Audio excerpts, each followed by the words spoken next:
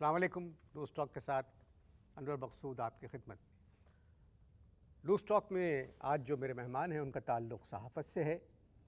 आपके बारे में एक बात बता दूं, 8-9 अखबारों से आपको निकाला जा चुका है।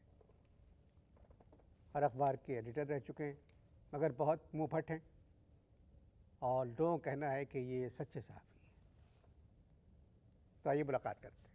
अस्सलाम वालेकुम सर। वालेकुम सलाम। आपका ताल्लुक़ सहाफ़त से है? सहाफत से था। जब सहाफत थी तो हमारा ताल्लुक सहाफत से था। जब से सहाफत सहाफत बन गई, हमने दूर से सहाफत को देखा दूर से सहाफत को देखा और कहा गुड बाय। क्या बन गई सहाफ़त? जब से सहाफत बन गई तो हमने दूर से सहाफत को कहा गुड बाय। सर, जहाँ तक सहाफ़त का ताल्लुक़ है, हमारे वतन अज़ीज़ में बहुत बड़े नाम हैं। होंगे से क्या मतलब? देखिए, अब जब आपको होंगे का मतलब नहीं समझ में आ रहा है तो फिर मैं आपसे क्या बात करूं। बात यह है कि आप मेरा इंटरव्यू अगर चाहें तो पश्तो में कर लें, मुझे पश्तो भी आती है। हालात के साथ सब कुछ बदल जाता है सर। सहाफ़त भी बदल गई। बिल्कुल उलट बात की है आपने। असल में बात यह है कि हुकूमत बदलती है, सहाफत नहीं बदलती। लेकिन मैं यहां तुमसे सहाफत पे बात करने नहीं आया हूं। मगर मैंने ये आप क्लियर कर दूं कि कभी तुम समझो कि मैं तुमसे सहाफत पे बात करने आया हूं। मैं सहाफत पे बात करने नहीं आया हूं। मगर मैंने आपको नहीं, मैं एक सहाफ़ी की हैसियत से बुलाया है। क्या हैसियत है एक सहाफी की? एक सहाफी की इस मुल्क में क्या हैसियत है? अगर कोई सच्ची खबर लगा दो तो अखबार का मालिक जो है ठुड्डे मार के बाहर निकाल देता है और कभी कभी नौकरी से छुट्टी कर देता है और बकाया जात भी नहीं देता। मगर इस वक्त हम अखबार के मालिक की बात नहीं कर रहे हैं, हम सहाफ़त की बात कर रहे हैं। सिर्फ सहाफत पे बात कर रहे हो। देखो, अगर सहाफत में से अखबार के मालिक को निकाल दो तो क्या बचता है? जवाब दो, क्या बचता है? खाली अंडा, और अंडे का मतलब है जीरो, और zero is equal to nothing. Sir, कभी किसी अखबार के मालिक से झगड़ा हुआ? ये लो, किसी अखबार के मालिक से, हर अखबार के मालिक से। जब भी अखबार के मालिक ने, मैंने कोई सही खबर लगाई, अखबार के मालिक ने मारना शुरू किया ठुड्डे ठुड्डे मारना शुरू किया, तो मैं क्या करता था कि अपना जो कलम है वो मालिक की पसलियों में घुसेड़ देता था। फिर मालिक को कलम की ताकत का अंदाजा होता था। पूरे सहाफत की फील्ड में मैं एक वाहिद सहाफी हूं जो कलम घुसेड़ के नाम से मशहूर था। इस तरह के झगड़े की नौबत कब और क्यों पेश आती? सवाल बहुत अच्छा है, उसका जवाब भी बड़ा अच्छा है। उसका जवाब यह है कि जब हम जाके कमरे में बैठते थे दफ्तर में तो बुलावा आ जाता था, चपड़ासी आके कहता था चलिए आपको मालिक ने बुलाया है। तो मैं ये कहता था अबे क्यों बुलाया है? मैं सहाफी हूं, कोई डांसर नहीं हूं कि जब मर्जी है बुला लो। मैं नहीं जाता था। आप मुलाजिम थे, आपको जाना चाहिए था। सहाफी किसी का मुलाजिम नहीं होता। सर, आप किस ज़माने की बात कर रहे हैं? हर जमाने की बात कर रहे हैं। बताओ, हर अखबार का मालिक हमको बुला के कहता है कि हर हुकूमत की तारीफ करो। हमने कहा हमसे नहीं होती है, खुद करो। और अगर तुमको ज्यादा तारीफ करने का शौक है तो एक अखबार निकालो जिसका नाम रखो डेली तारीफ। कम से कम जिस अखबार का एडिटर मैं हूं उसे तो बख्श दो। तो वो क्या करते थे? वो मुझे नहीं बख्शते थे। तो आपने भी तो खुद को नहीं बदला सर। जब हमको हमारा बाप नहीं बदल सका तो हम अपने आप को कैसे बदलते? और किस बात पे झगड़ा होता था? एक तो इस बात पे झगड़ा होता था कि तुम देर से दफ्तर क्यों आते हो। हमने कहा जब देर से जाते हैं तो देर से आएंगे। समझ में आई बात? हमने उनसे कहा कि आपकी तरह अगर जल्दी चले जाते तो जल्दी आ जाते। तो आप देर से क्यों जाते थे दफ्तर? देर से क्यों जाते थे दफ्तर? देर से क्यों जाते थे? रात 3-3 बजे तक बैठ के काम करते थे। जब 3 बजे एक आदमी जाएगा तो सुबह जल्दी कैसे आएगा? नहीं तो कैसे जाते थे? किस बस तरह से लटक के जाते थे, 1 घंटा बस में लगता था। दफ्तर वालों की गाड़ी नहीं थी कोई? दफ्तर में कोई गाड़ी नहीं थी। हमने उनसे कहा हमको गाड़ी दीजिए, कहने लगे गाड़ी चाहिए तो तुम एक काम करो कि नई गाड़ी खरीद लो, हम एडवांस दे देंगे और हर महीने तुम्हारी तनख्वाह से काटेंगे।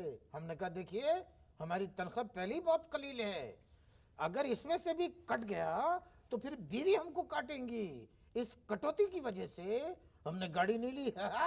और दूसरी बात ये है कि हमको अब तक गाड़ी चलाना भी नहीं आती है।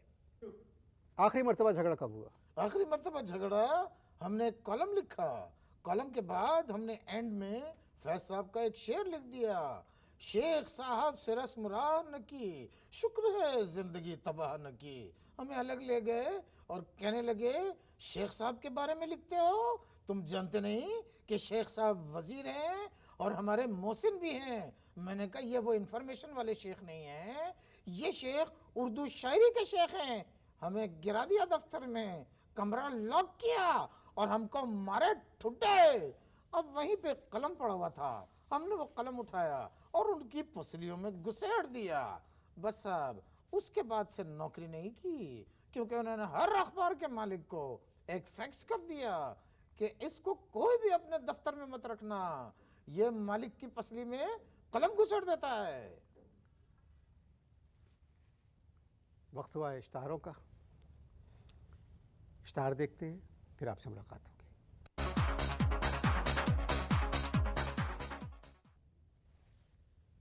जी, इश्तारों से पहले हम बात कर रहे थे यहाँ की सहाफत पर। तो इश्तिहारों से पहले हम बात कर रहे थे मालिक के कलम मारने की।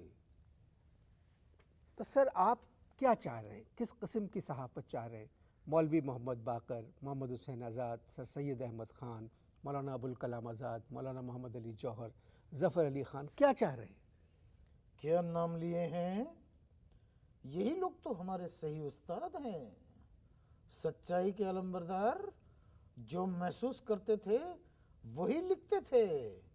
हमारे मालिक को देखो, एक दिन कमरे में आए और आके कहने लगे कि वजीर आज़म जो है वो हमारे अखबार का दौरा कर रहे हैं और मुझसे कहने लगे कि आप कमरे से बाहर मत आइएगा। मैंने कहा क्यों? कहने लगे आपको पसीना बहुत आता है। मैंने कहा अगर मेरे पास से पसीने की बू आती है तो तेरे पास से खून की बू आती है, और कमाई में खून पसीना दोनों शामिल होता है। मेरा मतलब है कि ऐसी बातें आप क्यों करते हैं? सहाफ़ी को सच्चाई का अलंबरदार होना चाहिए, सहाफ़ी को हमेशा सच लिखना चाहिए। एक दिन मुझे इंटरकॉम बजाया मालिक ने और कहने लगे कि एक नाचने गाने वाली को सरेराब पकड़ा गया है, ज़रा कल के अखबार में फ्रंट पेज के ऊपर 3-4 रंगीन तस्वीरों के साथ ये खबर छापिए। मैंने कहा पहले तो मैं उसको छापूंगा जिसने ये खबर आप तक पहुंचाई है। मैंने कहा सुनिए, वो नाचने गाने वाली, वैसी उसकी माशरे में कोई ज़्यादा इज्जत नहीं है, तो आप ये खबर छाप के उसको और क्यों शर्मिंदा करना चाहते हैं? हो सकता है उसे पूरा शहर न जानता हो, खबर छपने के बाद पूरा शहर जान ले। मैंने कहा मैं ये खबर नहीं छापूंगा, नहीं छापूंगा, नहीं छापूंगा। बस ये सुनते ही मुझे उन्होंने ठुड्डे मारना शुरू किए, मगर मैंने उनको जो है ये कलम नहीं मारा। मुझसे कहने लगे क्या वो तेरी रिश्तेदार थी, लेकिन फिर भी मैंने उनको कलम नहीं घुसेड़ा पसलियों में। आपने क्या कहा? मैंने उनसे कहा कि अगर मुझे चॉइस दी जाए कि मैं आपका रिश्तेदार हूँ या उसका रिश्तेदार हूँ, तो मैंने कहा मैं ये लोगों से कहूँगा कि मैं उसका रिश्तेदार हूँ। फिर क्या हुआ? बस फिर उसने ठुड्डे मारना शुरू किए, ठुड्डे मारना शुरू किए और ठुड्डे काफ़ी देर तक मारे। उस वक्त मुझे वहाँ कलम नहीं मिला। इस तरह के किस्सों से तो आजकल के अखबारात भरे पड़े हैं। बताओ, जिस खबर को उछालना चाहिए उस खबर को छुपा लेते हैं और जिस खबर को छुपाना चाहिए उसको उछाल देते हैं।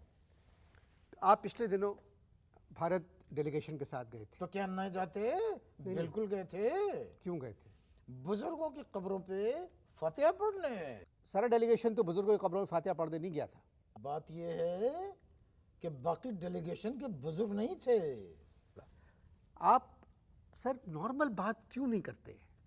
हम 6.5 पाउंड के अबनॉर्मल पैदा हुए थे, नॉर्मल बात कैसे कर सकते हैं? दिल्ली में बुजुर्गों की कब्रें मिल गई? बिल्कुल नहीं मिली। जहां पर कब्रिस्तान था वहां पर एक मार्केट बन गई थी। हम एक बुटीक में गए, एक खातून कुर्सी पे बैठी हुई थी। हमने उनसे कहा कि आप हमारे दादा के ऊपर बैठी हैं, एक्सक्यूज मी कह के तुनक के खड़ी हो गई। हमने कहा माइंड मत कीजिए, जिस कुर्सी पे आप बैठी हैं ठीक उस कुर्सी के नीचे हमारे दादा मदफन है। बुटीक में फातिहा पढ़ के हम वापस घर आ गए। आप इश्तार देखें।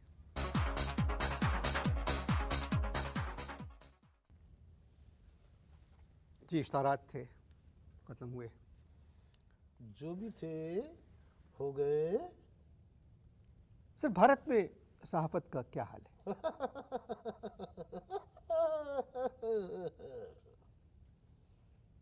समझा नहीं। बड़े ज़हीन बनते हो और मेरे इस कहके का मतलब नहीं समझे। सर प्लीज़, मैंने एक सवाल किया है कि भारत में सहाफत का क्या हाल है? वहां पर सहाफत को बड़ी आज़ादी है, जो दिल चाहे लिखो, और यहाँ पर जो दिल चाहे लिखवाओ। वहाँ लिखने की आज़ादी है, यहाँ पर लिखवाने की आज़ादी है। आपकी बात ये मैं नहीं मानता, आप गलत बात कर रहे हैं। जितनी आज़ादी इस दफ़ा अखबारों को है, आप कॉलम पढ़िए, जिसकी जो मर्जी आ रहा है लिख रहा है, हुकूमत कुछ नहीं कह रही है। बिल्कुल सही कहा, जिसकी जो मर्जी आ रहा है लिख रहा है, हुकूमत कुछ नहीं कहती। अबे हुकूमत उन सब लोगों को जानती है, इसलिए हुकूमत उनको कुछ नहीं कहती। आपसे तो बात करनी फजूल है, क्योंकि तो मत करें। भारत में आप ही की रिक्वेस्ट पे मैं आया हूँ। भारत में आप कहाँ मैंने रिक्वेस्ट नहीं की थी। भारत में आप कहाँ कहाँ गए? भारत में गिनों में गया दिल्ली, दिल्ली के बाद गया मैं लखनऊ। लखनऊ में जिस मामू को 40 बरस पहले जिस पलंग के ऊपर जिस पोजीशन में देखा था, 40 साल बाद भी उसी मामू को उसी पलंग पे उसी पोजीशन में जाके मिला। भारत में मुसलमान परेशान हैं, मगर इसका इजहार नहीं करते। यहाँ ऐसा नहीं है। यहाँ पर तो उलट ही है, जिसको परेशानी कोई भी नहीं है वो सिर्फ परेशानी का जिक्र करता है। आजकल आप क्या कर रहे हैं? आजकल हम अपने ही कलम से इजहारबंद में नाड़ा डाल रहे हैं। क्या बहुत फनी बात कह दी मैंने। जी, जो इजहारबंद में सच बात है वो इजहारबंद की। में नारा डाल रहे हैं। हाँ। बहुत मुश्किल काम है। और खुसूसन अगर कलफ लगा हुआ हो तो इजहारबंद नहीं, पजामे में नारा डाल रहे हैं। इजहारबंद में नारा, इजहारबंद और नारा एक ही चीज़ है। हाँ, जल्दी में निकल गया। खबरबंद। जबान पकड़ने की कोशिश न करो। अच्छा, बात समझ में आ गई, उसका मफहूम वाज़े हो गया, खत्म हो गई। सर आपको लिखना चाहिए। कहाँ? दीवारों पे? नहीं, अखबारों में। क्या कोई निकल रहा है? सर हमारे यहाँ बहुत अच्छे अच्छे अखबार हैं, उनका एक नाम है, बड़े मोतबर अखबार हैं, बड़े मोतबर अखबार हैं। जिंदा रहने के लिए कुछ ना कुछ करना पड़ता है सर। जो कुछ करना पड़ता है जिंदा रहने के लिए वो हम कर रहे हैं। क्या कर रहे हैं? 8 रुपए की इंडियन फिल्म का वीडियो कैसेट लाते हैं और पूरी रात देखते हैं। सर 100 फिल्मों में से 2 फिल्में अच्छी होती हैं इंडिया की। ये लो, तुम 100 फिल्मों की बात कर रहे हो, मैंने तो 1000 फिल्में देखी, उसमें भी एक अच्छी नहीं निकली। फिर आप क्यों देखते हैं सर? हाँ, इसलिए देखते हैं कि शायद कोई अच्छी निकल आए।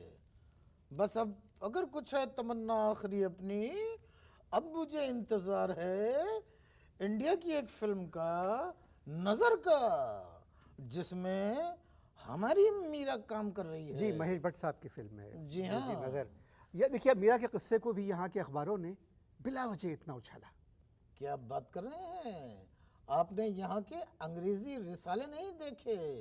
अगर आपने यहाँ अंग्रेजी रिसालों को देख लें, उसमें जो तस्वीरें छपती हैं वो देख लें, तो आपको लगेगा कि मीरा हिंदू एक्टर से कोई 2 मील दूर खड़ी है। जी, ये तो आपने बिल्कुल ठीक कहा, हम्म, ठीक कहा। मगर सर, जो आपका रवैया है, चाहे इसका इसी प्रोग्राम में मुझे अंदाज़ा हुआ, हम्म, थोड़ा सा वायलेंट है। वायलेंट है। जी, तो ये जब हमें ठुड्डे पड़ेंगे तो वायलेंस भी ना आए। अबे आप क्या चाहते हैं? एक मुलाजिम एक मालिक की पसली में कलम घुसेड़ रहा है, ओहो। और आप समझ रहे हैं कि ये तहजीब तो सर दोनों तरफ ही नहीं है ना। Very good. इसमें एक सहाफ़ी का तो भी इसका मतलब ये हुआ कि मुलाजिम जो है वो ठुड्डे खाता रहे और कोई जवाबी कार्रवाई ना करे। ये इंसानी इदराक के खिलाफ है। लुगत में लिखा हुआ है मुलाजिम के आगे ठुड्डे खाने वाला।